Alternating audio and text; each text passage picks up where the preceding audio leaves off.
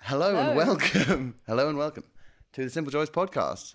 I am Joe and I am here with my good friend, the phenomenally talented, the uniquely eloquent, the menace to a long line of insecure men on Instagram. The Chinese language expert, and proud to call my friend and peer in only age and shoe size. It's Cicely Hunt. Hello. Thank you. How are you getting on? Thank you for that wonderful introduction. I'm going to claim maybe 2 of those. Yeah, not bad. The rest I'll sweep away. Those accusations are going to follow you everywhere. Yeah, and legally, I think for legal purposes, two of them are maybe correct. Maybe. The shoe size, and you are a menace on Instagram. Oh, see, that one I was really going to sweep aside. I was like, yeah, I got to keep my cards to my chest. That's a state secret, that one. But that is, where, that's a known thing. People say that, right? That's a known thing. I would say that's kind of your widest impact on sort of people that you've never met. You enrage people. Hate. Don't like that. Yeah, I can't be coy about my rage baiting, actually. Like, it's done with that in mind, so I can't now turn around and be like, oh, I didn't mean to make people hate me. What is the objective? Tell us a bit about when you're on Instagram, what's the approach? The approach is normally that I've had some kind of stimuli, so a coffee or a glass of wine, basically. So that's kind of it. You can tell based on the time of the day. So if it's the early morning, then it's a glass of wine, naturally. Well, of course, yeah. And if it's night, it's a coffee. No, and normally it's just a certain thought I have. Normally, I hate to say, inspired by something I've seen on TikTok. Yeah, well, of that course. That really gets my juices flowing. And then I will just be like, well, I have a thing to say. And it started out that I had a really long, annoying Snapchat story, and I've just graduated that to Instagram. And close friends has always been a bit too political for me. Like the idea of selecting. Yeah, that's true. Selecting people, deciding that. I also think when you select someone in a close friends list, it's like, this is somebody that I acknowledge wants to see my content. And I hate the idea of somebody ending up on a close friends list being like, she really thought that I cared. And for me, that kind of rejection, brutal, I would rather be rejected by the masses rather than like specific individuals. Yeah, because I am on some close friend stories I'm on where hella I'm close like, friend where I'm like, stories. what's the deal here? If Yeah. I'm on this, then fucking who Then else? they're letting anyone in What these the days. hell? Yeah. Yeah, exactly. Yeah, Oh, so God. close friends are not for me. So it goes out to the millions. So it goes out to the millions, it goes out to the masses. And What sort of things do you look out for what sort of things would inspire you?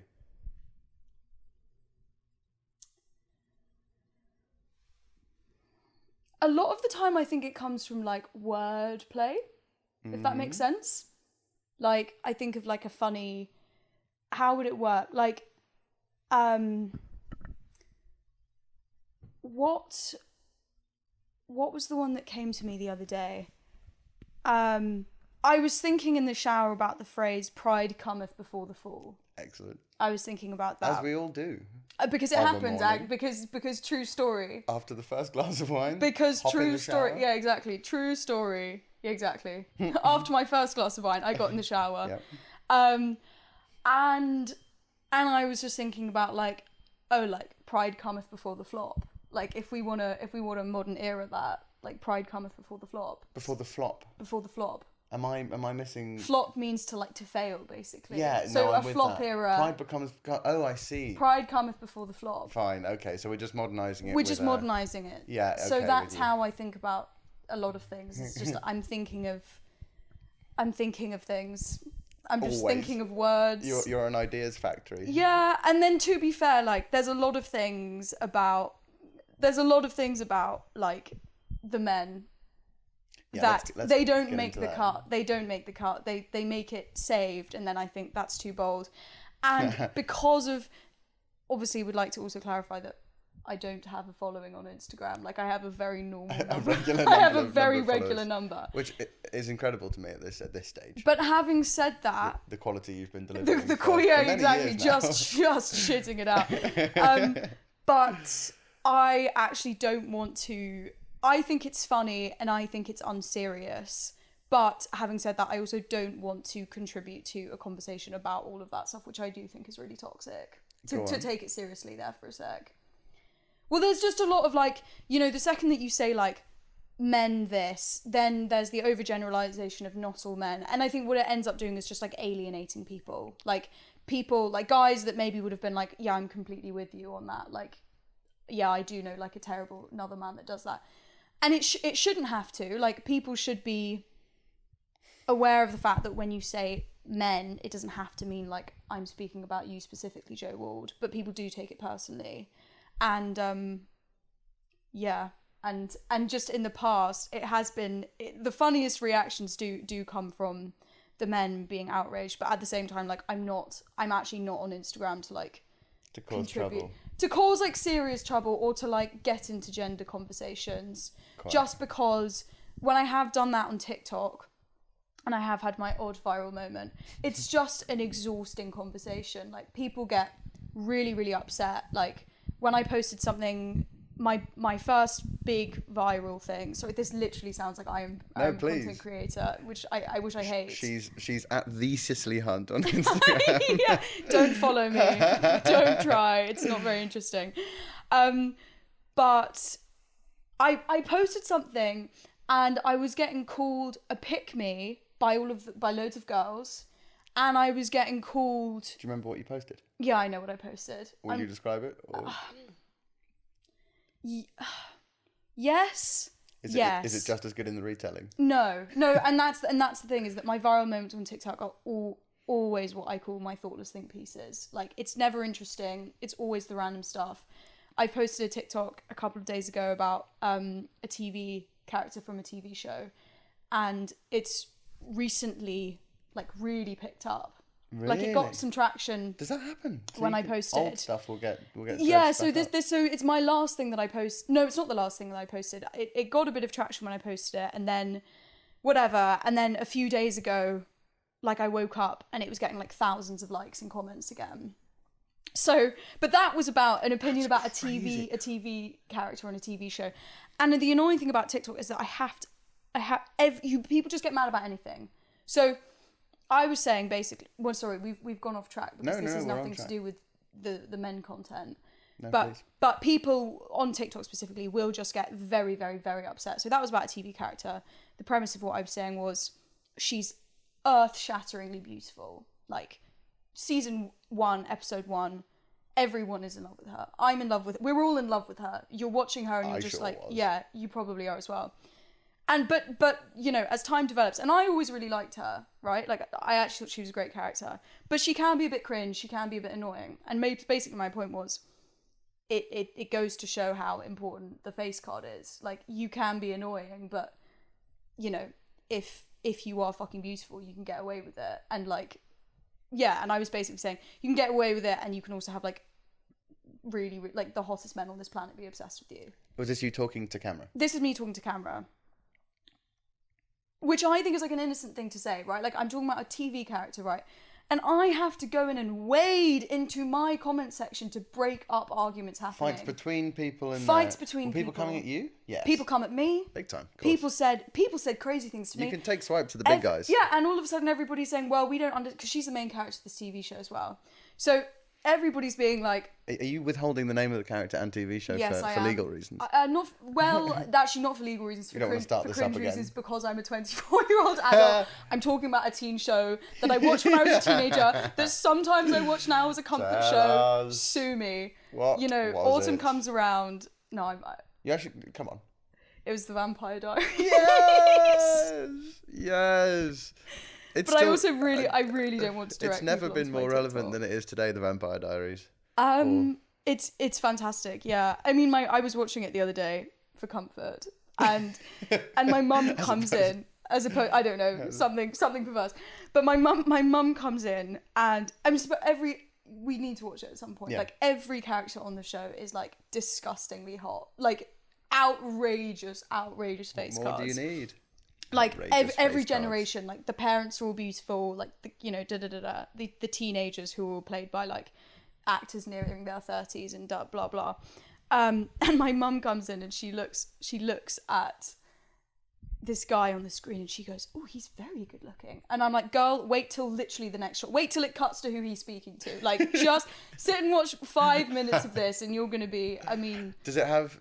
Is there a plot? Like, does it...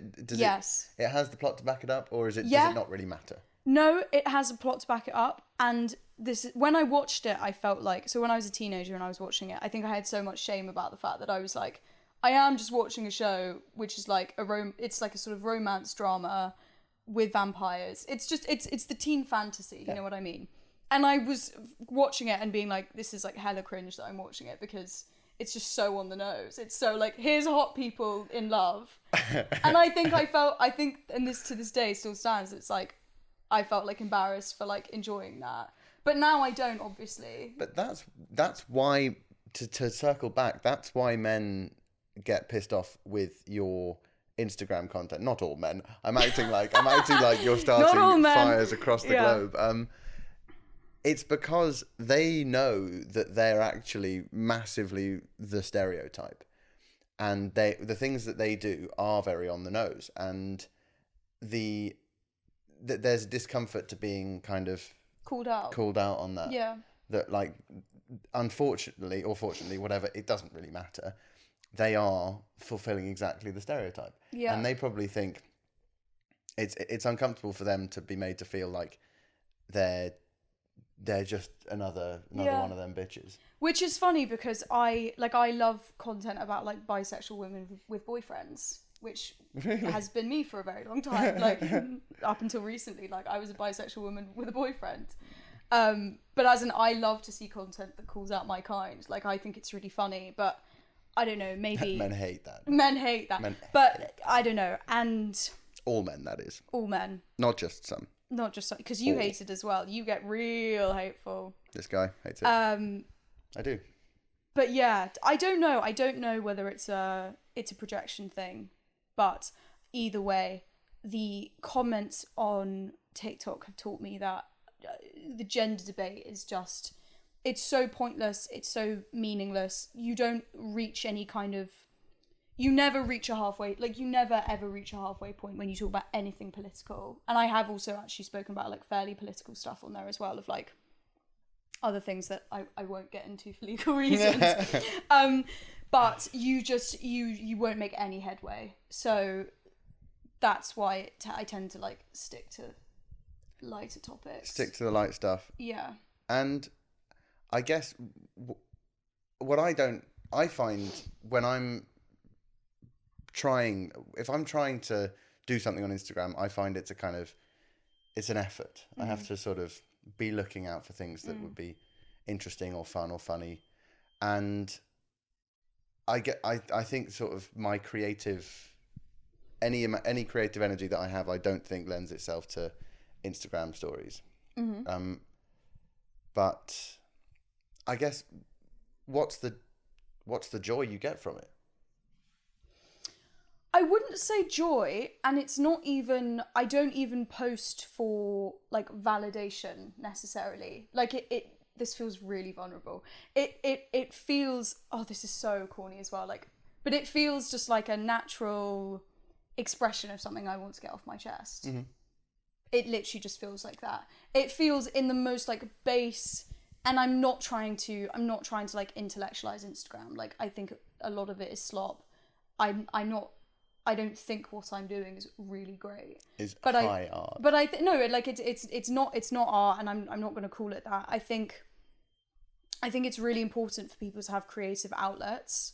I would like for my creative outlets to be a lot more like meaningful than like fuck ours Instagram. Like, but I think for me it's just like a fun expression of like, oh, I had this thought and I just want to like get it off my chest, basically. Yeah, and that's basically what it is. And it's a very simple way of doing that. Yes, it's simple. It's a selfie and a caption, and then that's it. Yeah, and I don't feel like I have to look really nice in it as well. Like I'm very aware. Like I'm not posting it as here's a selfie of me, and I just need a caption. Like it's always about the words. It's not about like it's not thirst trapping, if that makes sense. Yeah.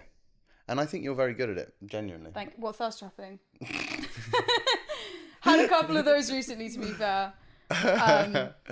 Thank you. No, I do appreciate that. Yeah, and I think it's, I think not to over intellectualize your Instagram either, but I think the simplicity of it leaves you kind of point to the like. I'd like to have an example of a post, like off the top of your head. Can you think of a caption that you've done recently? Yeah. Go on. On an Instagram post? On a a story, whatever. A thought that you've had that you decided to commit to Instagram.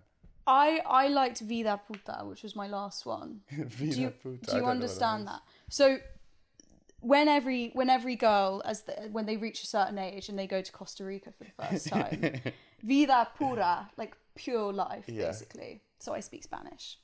But like Vida Pura is, I mean, I think I know like 7 girls with Vida Pura tattooed on them. No. Like, yeah, it's the thing you do, it's on your lips or whatever, and that's great. And by the way, I'd like to say I support every girl's right when they come of age to go to Costa Rica or Nicaragua if we're feeling crazy and get that done. It's important. Get that tattoo and come back. Yeah, get that tattoo. Anyway, go up that mountaintop and come back a changed woman just in time to go to Bristol University. Cut that out. Yeah, just Saturday, a month later at the end of some garden at 4 a.m, just telling ridiculously long stories about your time in Costa Rica and never passing anyone else the zoo. That's where you're headed. Real. That's where you're headed. Girl, just pass the zoo. Am I ever going to get? Just put the zoo in the bag. Yeah. But anyway, sorry. I'm like, I can say it. My sister went to Bristol. But no. So it's a play on that basically. And also because puta is like, it's like hoe, right? So, or bitch, or fine. So, well, it's not bitch. It's like hoe. So it's funny because it's pura versus puta. Yes. And there's a juxtaposition between a pure life versus a hoe life. And you're poking gentle fun at people who kind of fill this stereotype of thinking they're the only one who's found themselves in Costa Rica when in fact six people that you know have the same tattoo. I know that's not true, but yeah, I mean it's not even about like making fun of other people. It's more just about here's a funny play on words. It's picking out a funny. Okay, yeah. Then in any case, I think that's something that you like a tagline. You like. Yeah, I love a tagline. I do love a slogan. Your t-shirt collection. Yeah. Is I've brought some along. I've brought some. Oh my goodness! Some of my favourites. T-shirts. Okay, let's go. And I'd like you to answer for them. Okay. Some of Cicely's slogan T-shirts include the slogans "World Peace Now." Oh, fantastic! Mummin' ain't easy. Mummin' ain't easy. Hello, pussy. Hello, pussy. A good one. This is what an awesome dad looks like. Yeah. Yeah, that's great. That's with 2 thumbs pointing up. Being a princess is exhausting. Yeah. And I heart Amsterdam. No, I heart Amsterdam. Yeah. Yeah. I mean, what are you trying to achieve? I don't know. I don't think I have a particularly busy mind, but I love to say things, and I love that my clothes say things. I'm like, let's just say as many things as we can. Let's maximize all the things we can say. The World Peace Now one means a lot to me because I have had that T-shirt for probably the longest. It's probably my oldest slogan T-shirt, like in my collection. That's where it all started. And it's Catherine Hamnett, who's quite a famous T-shirt designer. I bought it on sale in Topshop before it was owned by ASOS at the height of Topshop. So it's an actual designer. There I was thinking it was. Well, no. Fruit of the Loom. It's not designer. It is just a T-shirt design. Like I was like 13 or something when I bought it. Like I think it was £15. So not designer, but she's quite a famous designer. I think the story with her goes that she met Margaret Thatcher in the 80s, and as she shook her hand, she was wearing one of her T-shirts which said something like no to the nuclear projects going on that Margaret Thatcher was pushing. So she's a cool woman. Yeah. And I remember they had 2 T-shirts and I wanted both of them. One of them said World Peace Now, and then the other said Stop Global Warming. Big, which is obviously like a really important cause to me. Close to your heart. Very close to my heart. Still is close to my heart. Wish I'd bought that other T-shirt. World Peace, also very close to your heart. World Peace is also close to my heart, famously. But it's a funny T-shirt because T-shirt, like those kinds of T-shirts, most of them couple of them are like the cropped tiny little baby tees, whatever, but most of them are like big baggy. I'd like wear them to bed or wear them when I'm not really feeling it.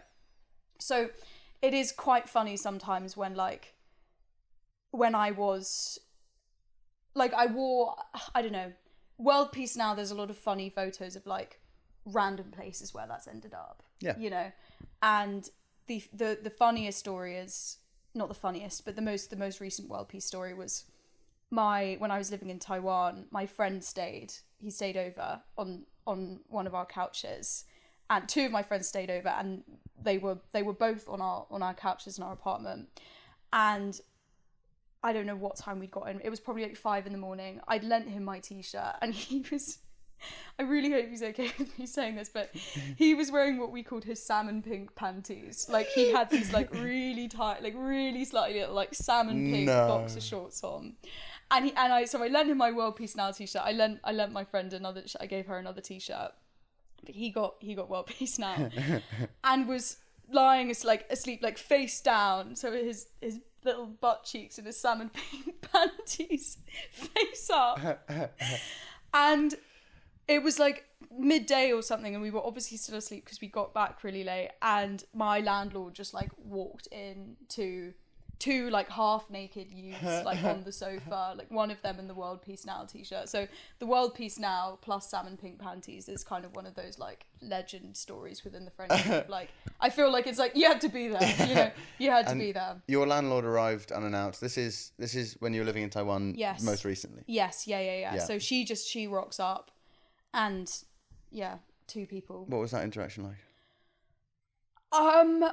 I think she literally just pretended that she hadn't seen them. That's what my dad would do. It was completely impossible, because you walked into the apartment and it was one big room, like living room, with a bathroom and then 2 bedrooms off it. And notably no kitchen. And no kitchen. Which is mental. Yeah. You lived in Taiwan most recently, so you lived in Taiwan twice. Yes. Two separate times. Yeah. The first was in the second year of uni, because you studied Chinese. Yes. At the University of Oxford, no less. Thank you. Thank you. And then the second time was after you graduated. Yeah. So all in, you've lived the best part of 2 years in Taiwan. Yeah. I say 18 months, 2 years, sort of. Yeah. Could you see yourself going back? Yes. Yeah. No, it will always be very, very special to me. I don't think I could live there long term, but I absolutely love it. It's such a great place. Taipei particularly is just like the best. I just think it's like such a good city. It's the best of like food. The nightlife is great. It's cyclable. It's walkable. There's just lots of like you can hike quite easily in the mountains around. There's hot springs that you can get like the metro to. So it's a really, really, really fun city. Did you feel at home there? Yeah. Yeah. Yeah, for most of the time, yeah. And I think when I first moved there, when I first went, it definitely took a while to like settle in. And I think the feeling that I was going to be like, because it was COVID, I was going to be there for the long run was like quite a difficult one for that to settle in. Like, I'm not going to be home for a very, very long time. Yeah. But yeah, no, I think by the time I went there the second time, it was this like very surreal feeling of, this is really familiar, but things have changed slightly, but it's kind of the same. And yeah, I think if I went back, I'd feel very at home there for sure. And obviously you speak perfect Chinese. Perfect. Yeah. Word perfect. You couldn't fault my Chinese. You wouldn't know. Yeah. And you, no, I was talking directly to the camera. You speak perfect Chinese and obviously are visibly a Westerner. Yes. How often during a day were you kind of reminded of your Westernness? I would say like you're never not aware. Like that's just part and parcel of what my life certainly was there. How are you actually made aware of it? I think just like looking different from most people that you see on the street, having people stare at you, obviously everything being Chinese and like not speaking that. And then, yeah, I think, you know, going into a restaurant and ordering food, which, you know, by the time you've got that vocab, like it's not a difficult interaction. But people were always so nice about my really not very good Chinese. Like it's really, you know, it's come a long way, but like certainly the first time I went, it was not up to scratch. So being constantly told like, oh my God, like you're amazing, like your Chinese is incredible, was like quite funny because, and it's the loveliest thing ever. Like it's so nice and gratifying to be told that like you're doing amazing at this language when really, you know, you're not. Like you know you're trying your darndest, but it's hard. So, but it wasn't an uncomfortable feeling to like be aware that I wasn't from there, kind of thing. No. Like it was, you know, of all places to be, like there's no, you know, xenophobia or, you know, I think the experience of like being a foreigner in the UK is obviously a very different experience. Like I never felt anything but welcomed, and, you know, and people were interested because yes, you're different and da da da da da, but like that's a nice thing. Yeah. And because you've been to China as well, you've not lived there, but you've done extensive travelling in China. Is the story different there? No. Feel just the same, just as welcome. Yeah. Felt super welcome. Yeah. The same interactions of, with the same experience of like obviously feeling very different, and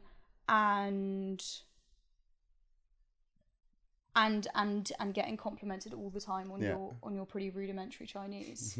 It does feel great. I mean, when I lived in Germany, I think my confidence when I came back from Germany, my German was better than it ever had been, and the constant, it's not verbal feedback usually from in Germany. People are always surprised if you speak German as an English person, or kind of as anyone that's not German. They're surprised, but you don't always get the verbal feedback, but you feel like even small things like going to the shops feel like more of an achievement, more of you're really doing it. And I got a lot of energy from that feeling of the everyday was much more interesting purely because I was doing it in a different language. Yeah, definitely. And you feel a bit more like you're on an adventure. Yeah. And that, because I was going to say, like, you must have had a pretty similar experience to, like, living in a different country and feeling different, feeling not part of it. Like, you must have been kind of aware. You must have been constantly aware of the fact that... Yeah. I was constantly aware, and I did feel like the Englishman on a lot of occasions.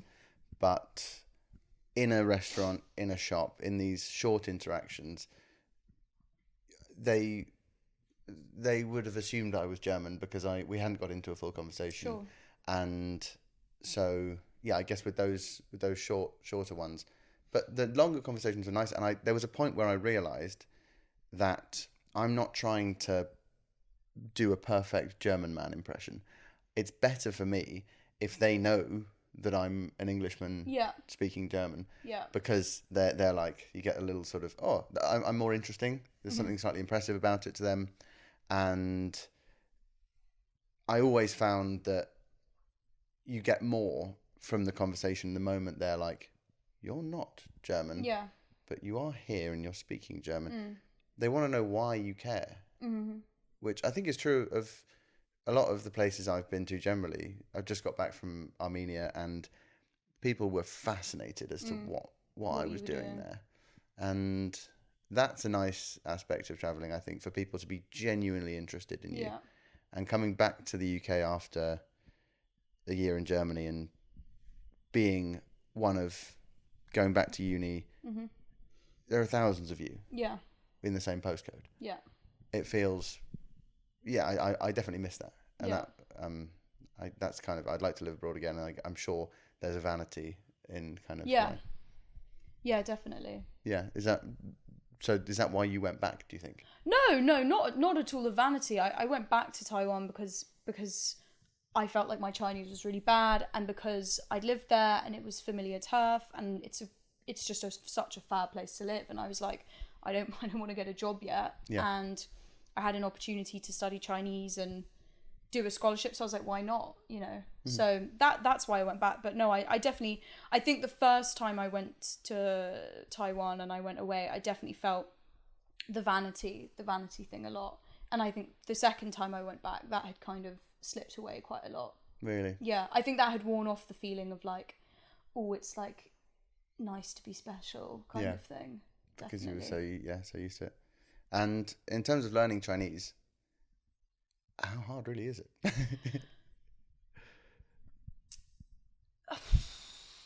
It is, I don't know, I feel like it's difficult for me to say because God forbid any of my course mates watch this and are like, what's she doing talking about this as if she's any expert, because I'm so not. You are more of an expert than almost anyone. You're more of an expert than anyone I know. But come on, back yourself. It is, yeah, it's the challenges with Chinese are writing the characters and memorizing the characters, and when you start out, it's all random. Like you can't. There's sometimes, when you start out, you can't guess how anything's gonna sound or what it's really gonna be. To be honest, and you just have to learn this enormous volume of characters and the tones and. Not to be shady, but like, well, I am being shady, but like, I think that's where most people fall short when they learn Chinese. Is like when I learned Chinese at school, I just never learned the tones because I was like, I literally cannot be bothered. And the tones, just to explain yeah, what so that there's is. 4 tones. So you have the first tone, which is a sort of flat, almost like singing tone, like an ah, and then you have the second is a rising tone, you have an ah, and then you have the third is a sort of falling and rising, so ah, and then the final tone is a sort of staccato, like ah, basically. And any vowel will have a tone. Is that right? Yes. Any vowel sound. So yeah, exactly. And I just thought that sounded like the most ridiculous, impossible process because literally, how are you supposed to do that? Mental. And then in first year, my Chinese teacher was like, "You need to get your tones down." Basically, I'm paraphrasing. And that really turned me around, and it's such an important part of learning the language. Like that really is what like takes your fluency to the next level, is how good your tones are. And is that when you're speaking to someone, you will not be understood if your tones aren't right? It's not necessarily that you'll be misunderstood, but like when I have encountered like Chinese people, and like it's quite a lot of the time what comes up is like, oh, like your tones are really good, because that is like what, if you do speak Chinese, like that is like, I think what kind of separates things is how good your tones are. And that's not to say my tones are in any way superior, it's just that I did make an effort to learn them basically, and I don't know, I'd say I get them right probably 70 to 80% of the time. Like when you're speaking, obviously you don't have time to like stop with every word, but obviously there's patterns of speaking that you just memorize, so it becomes much more like second nature. You're not thinking which one this is. So to answer your question, how hard is it? There are some really easy things about Chinese grammar, like you don't have to conjugate. Yeah. So you don't have to change verbs according to who is performing the verb. There's not really like past tenses or things like that. You have like words that kind of mark different tenses and the extent to which they're completed. But you don't have to do the like, so obviously having learned Spanish, you don't have to learn the past, the future. You don't have to learn all of these different forms of the verbs, which is like a huge thing that's just eliminated. So Chinese is really hard in some ways, like the tones and the characters. But I do think that like once you're on the curve, it does get exponentially easier, because by the time you've accumulated enough and you're familiar enough, for me it started to feel more second nature and more intuitive to pick up. But you have to put in that groundwork. Is it groundwork that you can do? I know with most languages, I think that you kind of need to go there. Could you speak Chinese before you went, and how important was it? I would say no. I would say I studied Chinese at GCSE. I did a year at university in COVID. I got there and was like, no, I can't speak the language. And it took me till Christmas for me to be able to like have a successful interaction in a 7-Eleven and be like, okay. But then once I reached that point, that's when the accumulation starts to get a lot easier. Yeah. And the confidence kicks in a big way. And the confidence kicks in. I had a real epiphany in Armenia. I was with a French guy who spoke very good English, but with mistakes in probably every sentence, more or less. It was tiny ones that didn't make a difference. But whether it was a grammatical mistake or a strange choice of word, if he was just kind of transferring something directly from French and just saying the word in an English accent, which he did once with the word crepe, which was I love so that funny. so much. He was ordering a crepe and he was like, have the crepe with Nutella? Creep. And Fantastic. I had to intervene with the French guy and be like, he means a crepe. That's what he means. God damn, I'd be so mad if I was him. Yeah, he got real shy after that. But speaking to him, and there was a point where I was with him and also with a German girl, and I was speaking to her in German, and then he would speak to me in English. And I just realised how, having done 4 years of a degree, having sort of started learning German when I was 15 at school, my German is almost, I know too much of the grammar that I get in my own way. Yeah. And I've learnt it too academically. Whereas if I'd just been there, I would just speak. Yeah. And that would be fine. But I get in my own head about it. I think German's particularly tough for that because... I was going to say, German grammar is pretty notorious, isn't it? Yeah, and you do make a lot of mistakes. And I think you generally kind of just have to accept that. You have to live there for a really long time for it to all be second nature. But I get in my own way in a big way. And listening to him speak English, I just had this realization that I did not care at all. I didn't really notice his mistakes, and it would have been very annoying if he had stopped every time he'd made a mistake. That would have been really annoying. And I think because I've done the degree and I feel like I should be able to speak great German at this point, I think I screw myself over. Yeah, I mean, I always say that I thought my Spanish got really good when I was in Taiwan because I was so aware of the fact. The thing about Chinese was that even now, like, I'm so aware that, like, every sentence I say probably has a mistake in it. Like, you know, and I got to a point where I felt just very comfortable speaking. And by the end of this last time around, I would say I was speaking pretty fluently on a variety of topics. But there were definitely mistakes I was making. And so when I first went out, the discomfort of I am making a mistake and fumbling every single conversation I have, I just got so used to that at some point I just had to get over it. Absolutely. And so for me, being able to have the luxury of speaking Spanish, it just felt like, well, Spanish is way easier than Mandarin. Like, Spanish is, I think of a sentence and I know 99% confidence. I know how to use the words. I know that if I guess a word, I'm going to get it right because I know how the Spanish language works. And because it functions the same in, like, the structure basically as English, it's going to be correct. So it was like, fun. For me, it was this amazing exercise of, well, Chinese is so hard and I've done that and I've made all those mistakes that actually Spanish in comparison was like, I basically started to see it as English with an accent. Wow, and this, which is incredible. And so for me, because it's so much closer to what you know. Completely. So when I had conversations in Spanish, it was so much more fluent than. I actually found a recording the other day on my phone of, like, my A-level Spanish. Like, it was my speaking practice. I was practicing with my teacher, and I always look back at my A-level and think, well, that's the best my Spanish has ever been. Like, the best my vocab's been.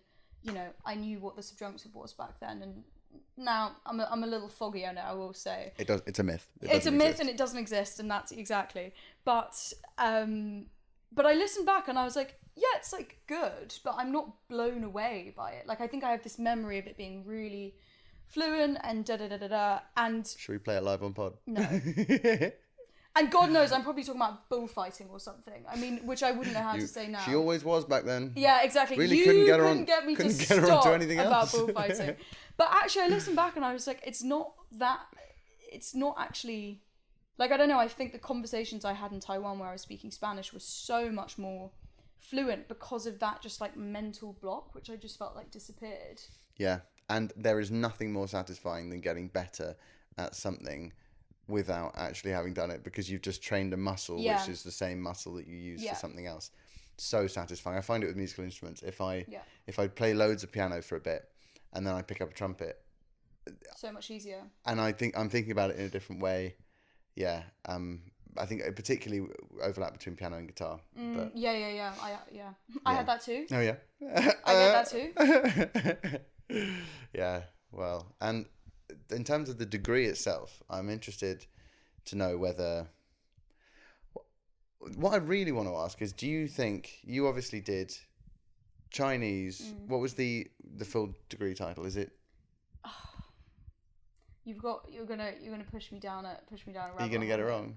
Or... No, so my degree title is Asian and Middle Eastern Studies brackets Chinese, but I don't think that like I always say I did Chinese studies or brackets Chinese studies because I didn't study the Middle East, and I didn't really study Asia. I mean, Asia is India as well. It was very China focused. It's very China focused. So I did Chinese studies. Like I didn't study the Middle East. Yeah. I mean, we had this whole shenanigans as a department about like the renaming faculty. What did it almost get renamed? Well, I plumped for anal. Yeah. Asian and North African languages and cultures. Come on. And I thought that's the most. I fruit. personally thought that was the most accurate. So I was anal all the way. Pro anal. So pro anal. Always good to have a firm line on that one.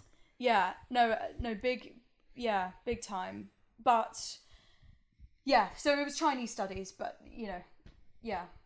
Yeah, well, so it's Chinese studies at Oxford, and it's in the class of language degrees, that are called the hard languages. Is it? Yeah, so I don't know if that's who informal. Decided that? I don't know, but it's the differentiation between the people that go away in second year and the people that go away in third year. So you've got Arabic, Chinese, Japanese. Oxford decides this, or universities decide this, or like Oxford decided it for Oxford decided the it king? For the king. It's the king. It's Prince Andrew. I was gonna say, who's written this edict? I love it. Yeah. So if you do a hard language, you go away in second year, and you presumably so that your language skills are better for longer in your degree. And your degree, I remember having sort of watched it unfold, was at times phenomenally intense and true to the name, quite very hard. Chinese. Hard. It was a very Chinese degree. It was probably the most Chinese degree. Yeah, you don't get much more Chinese than that. No, it was hard. Yeah. Do you think that it had a net positive impact on you? Well, the degree? Yeah. Yeah, absolutely. Yeah, of course. I don't see how it can have had how could it have had a negative impact on me? Trauma. No. It's a privilege to get a degree. Yeah. Like, I think everything I learnt there, I feel very, very lucky to have learnt. So no, there's no trauma with it at all, other than I was just absolutely fucking exhausted by the end and needed to switch my brain off for quite a few months. But no, I'm very, very grateful for it. Are there things, because I know within my degree I would have chosen to do about maybe just over half the amount of work. Are there things that you would change? I really resented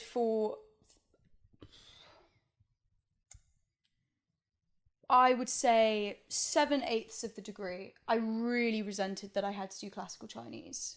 Mm-hmm.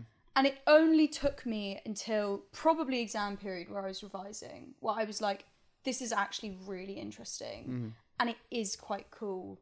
And I'm terrible at classical. Again, I feel like my course mates are going to watch this and be like, lol. I am like horrendous at classical. I mean, Joe used to read some of the stuff I'd come up with, and it was fantastical. Sensational. It was sensational. It was fantastic. It was ludicrous. But it was actually really, really interesting, and it was a great challenge. And for ages, I really resented that I had to do that. I now feel really grateful that I learned to do that. Always the way, though, isn't it? I think it's easy to kind of, what's the word I'm thinking of? Kind of mythologize, but to look back fondly when I know that for both of us, there were times in there that was super tough. Yeah. And yeah, I think I wonder whether I would go and do it again. I'm not 100% sure I would. Really? Because I think I would, absolutely. Really? But I think your degree was harder than mine. I will say that quite confidently. You've got the hard one. I got the hard one. I think your degree was to do German and classics, like to spin both of those plates, so overwhelming, and then to have to deal with all the little things within. Yeah, within that as well. Organisation was tough too. Yeah. There was. I think the particularly tough thing with that is you don't know when you're going to get a million billion essays in 1 week, because no one really talks to each other. And that's kind of true even if you just do one degree. Like if you have multiple tutors, they could set you whatever they want. And so 1 week you might have 3 essays, tough stuff. Yeah. But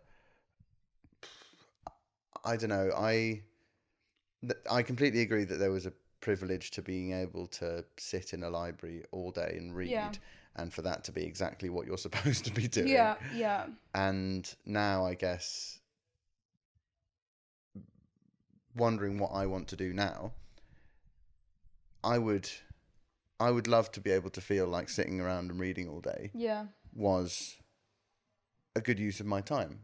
Really? Yeah, because I think I'd really like to do that. I don't think I'd want that to be my entire life. But yeah, it was a real privilege to be able to do that, and to live there, and the lifestyle was lovely. Yeah, it was a great life. I was speaking about this last night. Like I miss the lifestyle. Yeah, definitely, except for right at the end. Yeah, I mean, no sleep finals. Yeah, no sleep finals fame. Yeah, that was tough. We were up all night. We were out till sunrise, going crazy with it. Sleeping. Like literally, you joke, but that was my lived experience. Yeah, that was when I tried melatonin for the first time. In fact, that's what finals took me to. How was that? It was good. Yeah. I mean, I remember I hadn't slept for days, and I took a melatonin, and I didn't have an exam the next day, and I woke up 2 days later. Yeah, no, and I woke up and I was like, I am okay. I am just fine. which is saying it's girl who's gonna be just fine. I was like, oh, look at the sun shining down on the grass, and look at this plate of slop in front of me, and the world felt romantic for that day, and then hell descended the next. What actually is melatonin? What's it for besides? Because is it just for sleep, or do people take it? Is it something else? No, I think it's very much for sleep. Yeah, very much for sleep. Yeah. Is it hormonal? No, I don't really know what I mean by that. I don't really know what you mean, and I'm son of a doctor. But I actually love that as an exclamation. Son of a doctor. Yes. Yeah. But it's. I don't think it does hormones. I don't really know what it does. But also, I think I remember they were fucking enormous pills. So that was also And I'm not great with big pills. Like, I don't like swallowing big pills. This was a tough one to swallow. Yeah, it was a tough one to swallow. So I'd have to psych myself up to take the enormous melatonin pill. Just picturing you in your room with this huge pill. Yeah, it's huge. Like, I don't know if I can do this again. Yeah. I'm having a conversation with it. It's got a mouth. Fist. Yeah, he's got a mouth. Yeah. But nowadays, you are working to rid the world of sleepless anxiety. Fuck ass men. Alongside the smear campaign against all men ever, you're freshly employed. I am freshly employed. What are you doing? What are you working on? I am working part-time pay, full-time hours, as it should be for a first job. The job market is The job horrendous right now. The job market is really bad. It's really bad. The podcast market's going up though. Everyone's wants a podcast podcasting. These days. Everyone's podcasting. Yeah. No one's go on. I saw something and it was like, job market is so bad I decided to pursue my own dreams. And that's actually sat with me for quite a long time. Yeah. That's heavy. That's what we're doing. Well, that's what I feel like, not to read you, but like I do think that's where you're at. It's where I nearly got. I was about to start my own business. Yeah, what were you going to do? I can't tell you for legal reasons. I think it was dildos. Was it dildos? It was dildos. It was dildos. He got me. I have a friend who's started It wasn't dildos. a dildo company. A friend who's started it's a specific thing that it's a postal dildo service. They will deliver. I think it's actually vibrators, and they'll deliver a vibrator Even better. to the home of anyone you choose. With death threats. The death threat dildo. Yeah, it would be good, wouldn't it? Trademark that. No, it's like you've just broken up with your boyfriend. I'm so sorry. Here's a vibrator. It's like you could do that without a company to do that. Yeah. But you, like Amazon have a little note thing you could write. I was gonna say. I mean, I like it as a concept. I just think you wouldn't go through the official channels. No. You'd probably just give them a vibrator if that's what you wanted. Which is famously what I've done in the past. You know, I mean, most girlfriends of mine have at some point been gifted Superdrug's cheapest bullet vibrator, and it does the trick. It does the trick. Yeah. I'll wait. Yeah. Sorry. Yeah. You haven't been on the receiving list yet. I have a lot of bullet vibrators. Yeah, you have a lot of Superdrug I have a lot already. But yeah, the Superdrug bullet. This shouldn't go in. This actually really should not go in. But it's meant a lot to me and my homegirl. Really? Yeah. They said a sentimental bullet vibrator. Yeah, I mean we all have aggressive. yeah, no, I know. It sounds brutal. No, but that's the whole point. It wasn't aggressive or brutal at all. It's like the perfect starter one. Is it because it's shaped like a bullet? Yep. And small. Yeah. I mean, you get really weeny ones actually. I've done heavy and some quite risky. Well, no, because you're not putting it up. It's not going up. Yeah. It's not going up. It's going on. You could slip and. You could slip and fall into one. I suppose. Do people ever put vibrators up? Yes. But there's some vibrators which are designed for that, and then some which, like a bullet, is not designed for going up. No, fine. Yes, because. I mean, but I think you could. I think it would be fine. The shape of it implies that it's possible. Yeah, exactly. There's ones which are more specifically designed to go up. Also, remote controlled. And there's some remote controls ones. Also, it's very different from the anus, where at the anus you have to have a flared base. Yes, because you will lose it otherwise. As famous as well, you know, because Joe does this all the time. You can lose shit up there. I mean, it can come out of your mouth. It can go so far up. That. It comes out of your mouth. Yes. Whereas I have stress dreams like that so all often. All the time. But then with I realise vagina, it's just in my ass. It stops at a certain point. Like it can't go that far roof. up. Yeah. There's a ceiling. So you can sort of reach in and. There's a pelvic floor. Oh, don't ask me about anatomy. There must be a cervical ceiling. That's some term. I like that. Okay. Thank you very much. I don't know that there is. I do. Oh God, What is he regret doing? that instantly. Tell me about your cervical ceiling. You don't have no, you don't have a no. Why the fuck would I have a cervical ceiling? I don't know. It just gives me the vibe. You just give me the vibe that you'd have a cervix. In my arm. No, just like a regular one. Yeah, I've never, for want of, not for want of trying, but I've never found a cervix in my arse. Never found a cervix I liked. No. But you are, wow, that was some. We're going to cut all of that out, I hope. Yeah.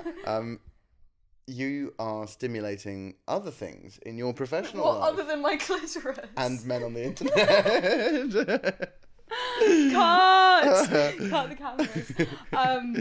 I'm stimulating, yes, I'm all about vagus nerve stimulation these days. The vagus nerve. Tell us about the vagus nerve. This is free advertising for your. Okay, this is free advertising, and I need to let me think about the narrative. The vagus nerve is, I think, one of the biggest nerves in the body. Have you heard of it? Your dad's a doctor. Is it specific?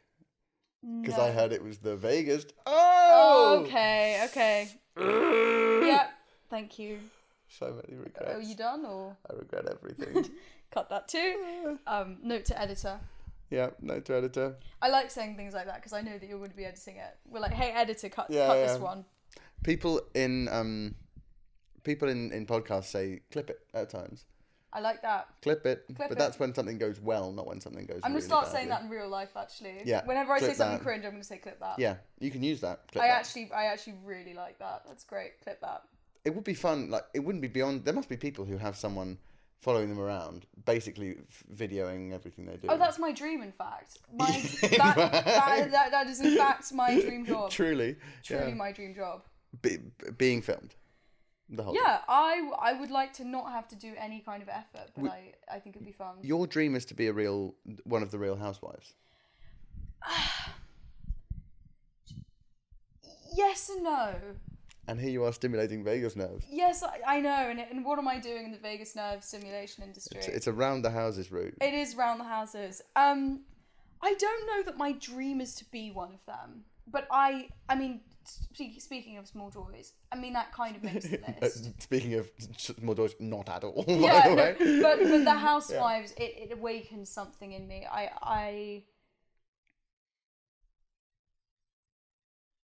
How do I word this without being sure? I love watching the Housewives, specifically the Real Housewives of Salt Lake City. There's so much going on. Yeah.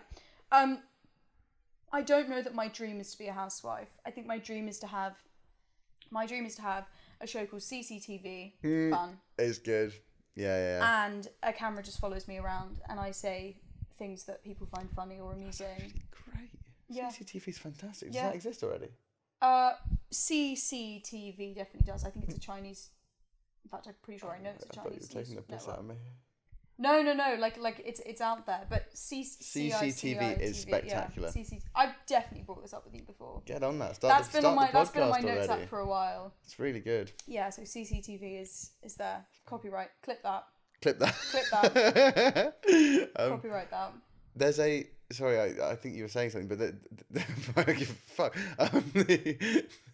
My brother's flatmate is currently at the start of a month-long trial for a company who they've offered this as a sort of pilot thing to 10 people for free, but they will, hopefully for them in the future, not really for me, I don't really care, offer this service in a paid way.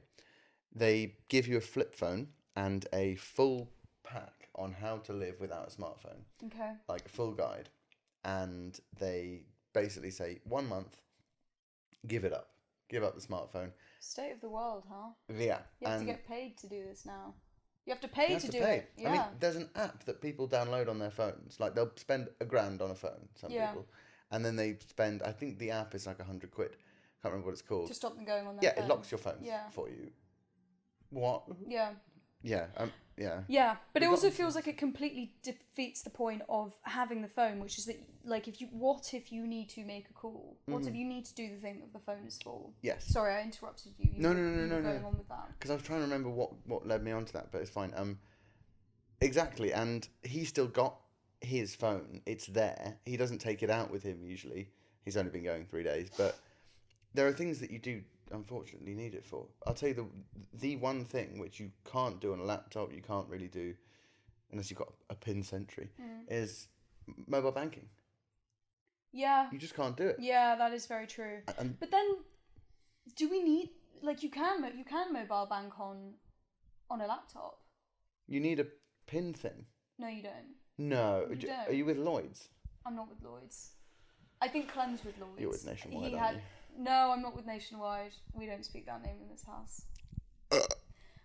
No, I'm not with Nationwide. I'm with Starling and with NatWest. Clip it. Clip it. And I also feel like I shouldn't be saying which banks I'm with either.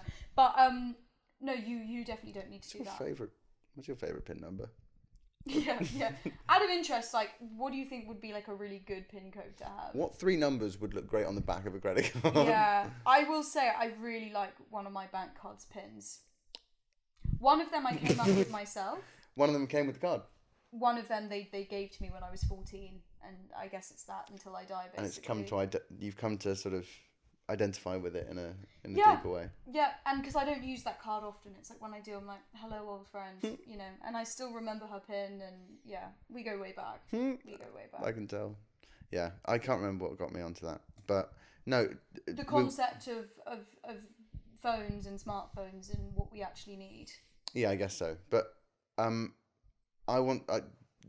tell us about what the vagal nerve does. It's connected to basically like every part of your body, as I understand it. So stimulating it, basically the hope is lots of people do it for better sleep. Lots of people do it to deal with symptoms of stress.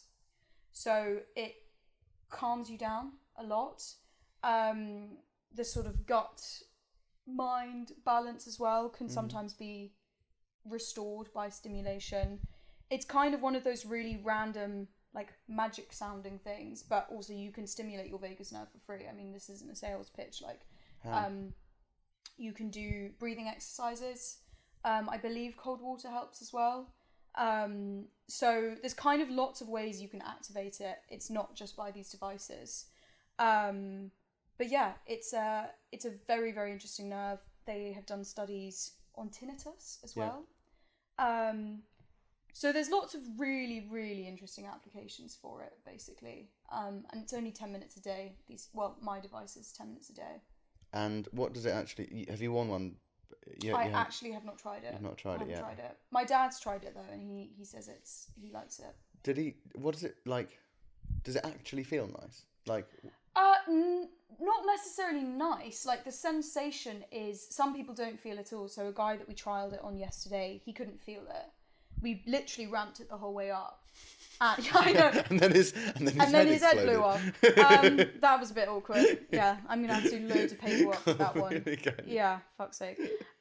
No, so we ramped it the whole way up, and then he was like, "Oh yeah, I feel something very gentle." Mm-hmm. But you can ramp it up to a point where it feels almost uncomfortable, but you shouldn't do that. You just have to do it until you feel something vaguely happening. Vaguely. Yeah, yeah, exactly. Okay, I see. Wow, and. What does that actually... So it can reduce... I'm interested in what you mean by the mind-gut connection. Oh, okay. Is that... Are we going into territory that's sort of beyond you? Yes. Okay. What do you want to know? I want to know how they're connected, exactly. I don't know. You don't know? They just are. But also it's one of those kinds of things that's like... I think it's quite understudied. Yeah. Like, I think there's quite a lot of interest in studying it. But at the moment it's quite... what my therapist likes to say, woo-woo. I love it when she says, I'm going to go woo-woo on you a second. And that That's means crazy. She's going to speak about crystals or the universe. And I said to her last time, I was like, I love it when you go woo-woo with me. Because she always does it in a very, like, self-aware, like, you know, walk with me for a sec. Yeah, like, I know I'm bringing up the crystals, but, you know, da-da-da. Yeah. And she's not pushing an agenda, and she does it very rarely, which is why it's such a treat when she does do it. Yeah. Yeah. Oh shit. Yeah, you get a glance into the psyche of the person that knows you so intimately well, but you actually don't know them that well. Yeah, that is odd. Yeah. I've not done any therapy, and so finding out she was a crystals girly, I was like, cool, okay. That is fun.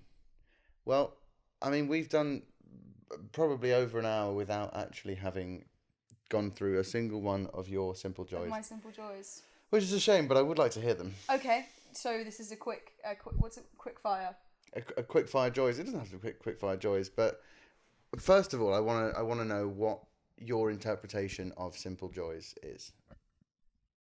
What were you thinking about? A simple joy is a simple thing. A simple joy is something that I think gives a sort of disproportionate amount of delight, and doesn't have to like cost loads of energy or time or money, or like it doesn't have to be anything crazy. What it says on the tin, basically. Bang! I think disproportionate is a great word that I've not used, and yeah, I think that's exactly roughly what I thought. Yeah. So a simple joy for me is unwinding with Sudoku at the end of the day. Famously, I really go hard for that. Yeah. With a YouTube video from a lifestyle creator whose job it is. Whose job it is to buy things and then show everybody what they buy. It's really bad, and it goes against my world peace now, stop global warming morals. So I don't wear those t-shirts when I watch it. It feels wrong. But that for me, that actually is not on my list, but it has occurred to me. That's a really great joy of mine. Well, I think so. Sudoku, first of all, why Sudoku? What's the background there? I've just been doing it since the brain training DS game. What was it called? Dr. Brain or Doctor whatever. Yeah, that was my first dabbling into the world of Sudoku. And then I just find it so satisfying. It is this wonderfully satisfying feeling of like when you finally spot it in. And you're like, I've got you now. And getting one box can just change the rest of the puzzle. Yeah, it is genuinely like a sort of domino fiddling effect. with a key and then unlocking a door. And it's like, And then it goes. Yeah, that's great satisfaction. But you have to work for that. You have to work. How important do you think the fact that you're working for it is in what makes it a simple joy? Well, it's that thing of like no pain, no gain kind of thing. Like, yeah. That sounds it's way too intense for what Sudoku is. But like the struggle is what makes it so like satisfying in the end. Yeah. But yeah, it's a simple joy being able to like unwind with that. But with like brain rot, consumerist, awful, kind of everything that's wrong with the world. With it's so funny that it's always that stimulating mind thing type of video, yeah. Which is interesting as well because that's, I think, the brain rot by itself. Do you think that would do anything for you? Yes, it does. It does, but it has to be. I can't do that every day. Yeah. It's got to be once every few days, once every week, and then that feels like the scarcity is what makes it like satisfying. Yes, I have the same with police interceptors on daytime TV. Fantastic. If I watch it too often, I'm like, ugh. You're like, that's the same stuff. Yeah. Yeah, there's something, but I did also realise that the way that I feel about, am I going to say this? The way that I feel about pool. No, go on. No, close porn. Interesting. My attitude towards police interceptors is not dissimilar to my attitude towards porn. But I think that figures, right? Yeah, like when you watch too much, you're like, oh, this isn't doing it anymore. Yeah. And also, it's kind of, but like, I don't want to say that I get satisfaction. Like, I don't think neither of them give me any deep satisfaction in any way. But I think and I would not describe porn as a simple joy. But I think I probably would describe police interceptors as a simple joy. I like the idea of you watching porn in this is my unwinding time, but then watching the police interceptors just to jack off. Yeah, I think that's really funny. You watch porn for the cinematography, for the beauty of the angles, the reflection of the human body kind of thing, and then the police interceptors is just raw animal emotion. I love that. It really is. It stimulates my vagus nerve. Love. I would, and then I have to toss myself off in the kitchen, which is my mum doesn't love. Into the bin with the food waste. Yeah. Oh, that's it would really be, wouldn't funny. it?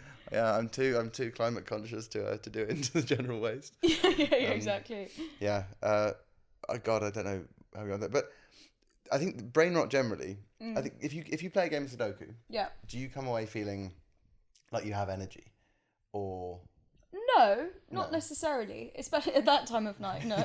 Yeah, true. But it doesn't drain you. It doesn't drain me, but I would say it like uses my mind in a way that's like it's an indicator of like, okay, I'm tired now. I don't want to do this anymore. Yeah. So it's exerting in a sense. Sorry, excuse me. Yeah, and brain rot is not at all exerting, I would say. Do you agree? I think brain rot is exerting in a lot of ways, but I think long form brain rot is, and I actually wouldn't even class my YouTube videos as brain rot. I think brain rot is like AI slop. I think it's like short form content of like, really crap, like unedited bad content is what I would actually say brain rot is. Yeah. And so yours is longer form, and it has more of a like. It's longer form. It's inane, but it's kind of, it does something. The longer form aspect of it definitely has quite a big impact. I think the feeling of your mind being kind of pulled every 10 seconds into a new sort of, when you're just doom scrolling, like, yeah, I think that is maybe what's exhausting about it. It is like scientifically, like, really? Yeah, as in I remember at my tweakier moments, like my friend whose mum is a doctor saying you need to stay off social media because it is exhausting you. And genuinely, like, I found at my like very low moments, like scrolling feels like physically hard. Like, oh man. Not the thumb thing, but the thing of like thumbs were fine. The thumb thing, but the thing of like, oh, there's like another topic now, and then a war, and then a makeup haul, and then the back and forth is like, it is exhausting for your brain, brutal. Like scientifically. Yeah, I totally see that, and that's why I think that for me is the opposite of a simple joy. It is a complicated, like hit of Yeah, something. no, I wouldn't describe it as a simple joy. I think my simple joy is the long form YouTube videos combined with the Sudoku puzzle. Yeah. Feels really indulgent and really nice at the end of the day. Yeah, I totally get that, and I think I get a similar thing from darts on the toilet. I play a darts game on my phone on the toilet, and it's this. The problem is, Sudoku, you're actually kind of, you're busy in a way. You're using your mind. I am not really. There's a competitive aspect, but it's not hard. I kind of know that what it is I know really what's going to happen. There's a predictability to it, which is nice. Yeah. But I'm kind of almost fooling myself that I escape a little bit. I imagine I'm a darts player. Yeah. In the World Championships, and I name all the players. I name all my opponents. Wow. They all have names. I name them. Sometimes I name them after people I actually know, but most of the time I name them after either footballers or snooker players. Okay. And so I'd be playing Bukayo Saka in the quarters, and I'd get through to face Kyron Wilson in the semis, and then like occasionally I'd have like Spider-Man. So this for you. This is your fantasy. Interesting. Yeah, and that's a real. I think it's an escape. It's not. It feels slightly different to other joys, but that's definitely a one. Interesting. Okay. Have you got any others before we wrap up? My other joys, and I'm going to quick fire these because we need to wrap up. Is I'm just going to say it. I don't like it, but I do like a delicious and unexpected and surprising small plate. And everybody wants to say a small plate. Everybody wants to have a small plate in a wine bar with a glass of orange wine, which, by the way, Joe didn't know was a thing until like 10 minutes ago. I still don't really believe it. He doesn't really believe it. I will say I like an unexpected. I like a hot honey, like sue me. Like I like an unexpected flavour combo. Oh, a small plate. A small plate being like when you go to a bar and it's a small like starter portion that's about £13. We're approaching a main course price for a very small amount of food, but it's inventive and it's interesting. And I will say that's a small joy. Yes. That and a cocktail Quite for me literally. feels like I'm the wealthiest person in the world to have like a delicious cocktail and 6 small plates. That's like £1 million billion. It's like £1 million. It's actually a house. So hence I am the richest person in the world if I were to indulge like that. But I will say I am enjoying the small plates thing. I don't enjoy small plates culture. This is a whole other podcast topic, by the way. I don't enjoy small plates culture. I don't enjoy jazz house music, which you know I have so much to say on the matter. Bland, brain rot, unimaginative. Like, I have so much to say about small plates culture. Wait, small plates culture is bland, boring, unimaginative brain rot. It's cliche, basically. It's. Oh, we'll get. What is? Yeah, maybe I feel like we should get into this another time. Yeah. Like. Anyway, my point is, I do secretly love. Maybe it's like a hidden indulgence, like a hidden indulgence. What's there the needs word? to be another like one. a secret. What's the word? Guilty pleasure. Guilty pleasure. Hidden indulgence. I would say maybe that's more of a guilty pleasure than a small joy. But I do enjoy an inventive small plate. You're onto Yeah, something that's there. the next one. The final one is the final two. I love cheesy martial arts films are small joys. I really, really enjoy. Famously, The Karate Kid. Yes. Famously, my favourite film ever, Never Back Down. Really, really enjoyed that. Really love it. That's Never a small Back Down joy. is a film or... It's a film. My favourite part is when they do the montage of them getting really good and then preparing. That's a small joy. That's like it gives me this disproportionate amount of like inspiration, satisfaction. There's always like the perfect soundtrack to it. Like I'll show you Never Back Down at some point. It's fantastic. My friend's sister described it as the worst film she's ever seen, by the way. And I actually won't accept that because I don't think the script is bad. I don't think the plot is bad. It's just like it's cliche. And it's objectively bad, but it makes you feel It's good. objectively bad, but it came out in the early 2000s when films were kind of good. Like I think now films have to work really hard to reach that standard of like decent but like a bit cliche. Like now everything's so forced, I think, with films. So I really love a cheesy martial arts film.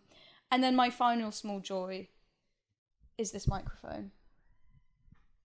I really like this microphone. Really? Yeah. It's just wow, just now, like I'm really liking the fact. enjoying. Yeah, I'm really liking that. Like holding it, like what it does. I'm liking the power of what I feel with a microphone in my. I feel really important. You wear it well. Yeah. It just makes me feel important. I dread to think Yeah. if we ever let this happen again. Speaking of, we should get that microphone out I'm of drunk our on hand. power, by the way. Yeah. You should get this out of my hand before it gets too late. Quite. Well, Well, Cicely, on that, it's been an absolute pleasure. Thank you very much for having me. Thank you for coming. Thank you for watching till the end. Yeah, right. It's been a long one. Yeah. We'll probably have to get you on. You might be the first and possibly also second guest. And perhaps last, depending on And the success. last of the Simple Choice podcast. Thanks for tuning in. Thanks very much. Okay, awesome. Hello.